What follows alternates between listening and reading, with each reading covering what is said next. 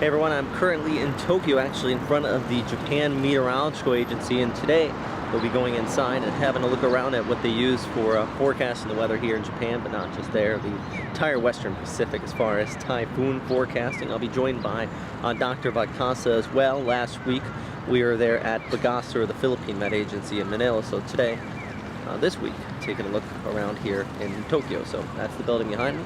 Some pretty beautiful scenes out here though, and very fall-like weather here in late November. And just like the complex and confusing nature of fall-like weather in Tokyo, I was greeted really to a very similar circumstance once I entered the Japan Meteorological Agency, where I received an hour-and-a-half lecture on the weather models used by JMA and their techniques of creating such weather models and all the different aspects that go into forecasting from the agency. Problem was, it was all in Japanese. Now, I do speak a little Japanese, but that's not enough to grasp the full concept of this. Good news, they did give us these English booklets, so a lot of good information learned there, but definitely the highlight of this tour there of JMA was to look through the main forecasting room. Now, not to compare this with other agencies I have been to, but well, the Japan Meteorological Agency is definitely one of the most advanced ones I have seen. From Pagasa, where they were printing stuff out on facsimile charts, the very large charts, at JMA, you can see here they actually use tablets to go through and draw their weather maps, and those are the ones that they post online. Also, upper level analysis is all done by computer, so a lot of model output put out here.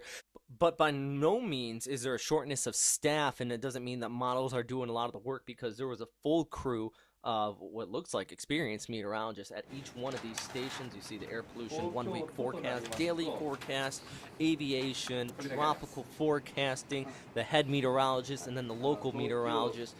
Every single one of these stations was set and run by somebody separate, and really good news as far as the forecasting in Japan.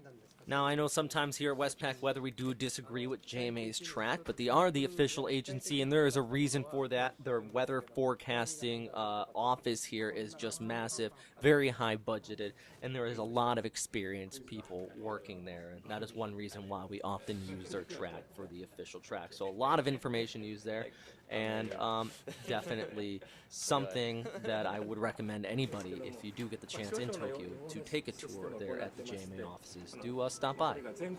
Alright, so that is a look at the Japan Meteorological Agency, the inside of it. A lot of fancy equipment in there, definitely a playground if you are a meteorologist and really do want a lot of the equipment they have. Not to compare it with Pagasa, but surely is night and day from what we saw last week as far as the equipment they have here, and definitely more than what I have at NHK. But yeah, that is all for right now, everybody. Thanks again for watching, and stay safe out there.